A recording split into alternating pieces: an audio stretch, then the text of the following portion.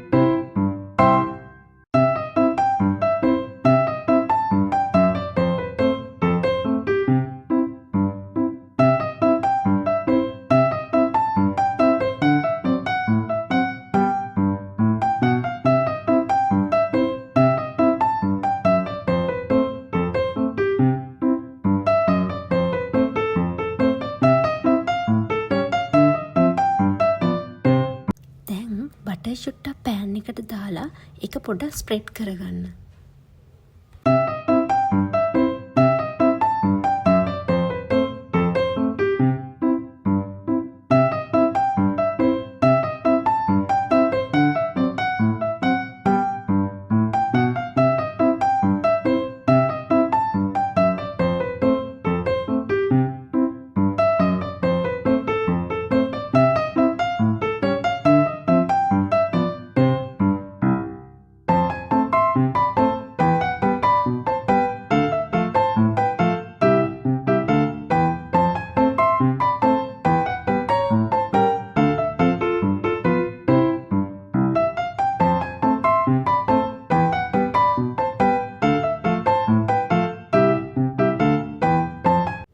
Here I did something wrong.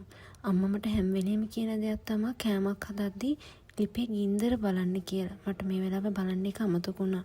ඇත්තට මේක maximum level තිබිලා තියෙන්නේ. ඒ නිසා පොඩ්ඩක් විතර කර වුණා.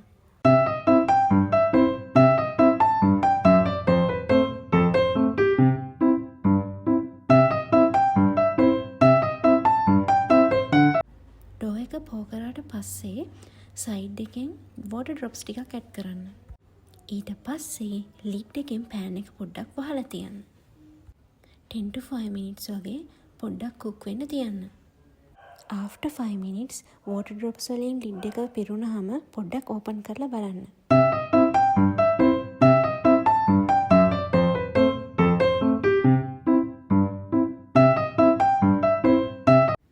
චුට්ටක් විතර කර වෙලා. But it's manageable.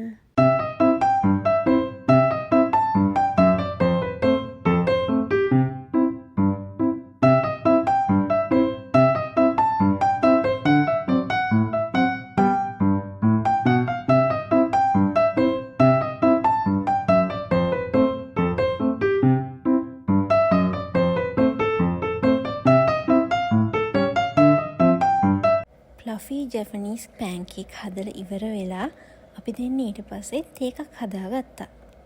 කෙවිනුයි මයි හරිම කැමති ජින්ජර් ටී බොන්න. මම ඒකත් අරන් යද්දි කෙවින් ජනප්‍රියයිගේ වීඩියෝ එකක් බලවල හිටියා අලුතෙන් රිලීස් කරපු එක. ඊට පස්සේ අපි දෙන්න ඒක බල හිටියා. කමෙඩි වීඩියෝස් කන්ටෙන්ට් ක්‍රියේට් කරන ගොඩක් YouTubers-ලා ඉන්නවනේ. හැබැයි අතරේ නම්බර් 1 මට නම් ජනප්‍රියයි තමයි.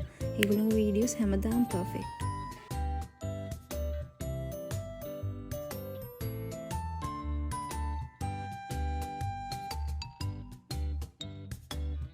මම අදටත් සමහර වෙලාවට මේගොල්ලොන්ගේ පරණ වීඩියෝස් බලනවා. තේක බීලා ඉවර වෙලා මම පොඩ්ඩක් ගාඩන් එකට ගියා. මට ගාඩන් එකේ ගස් වලට වතුර දාලා ෆර්ටිලයිසර් දැම්ම ඒක මට වීඩියෝ කරන්න අමතක වුණා. ඊට පස්සේ තව මට මතක් වුණේ ගෙදෙට්ට ගේ ඇතුළට ආවට පස්සේ මාළුන්ට කැම දැම්මේ නැහැ කියලා. ඊට පස්සේ මම මාළුන්ට කැම දාන්න ආවා. මාළු කැම දැම්ම ගමන් එතනට මාළු පිරීලා එනවා. මේ නෙළුම් පැලේ නම් මම දැන් හිටවල මාස 3-4ක් විතර වෙනවා. I think it's time for it to flowering. Plant එක පර්චේස් කරද්දී ෂොප් එකේ කෙනාගෙන් කලයක් ඇහුවට එයාට හරියට මතක නැහැ කියලා කිව්වා. දැන් ඉතින් මලක් එනකම්ම බලන් ඉන්න ඕනේ කල එක බලන්න. I have a very tiny garden. I can take care of garden on weekends.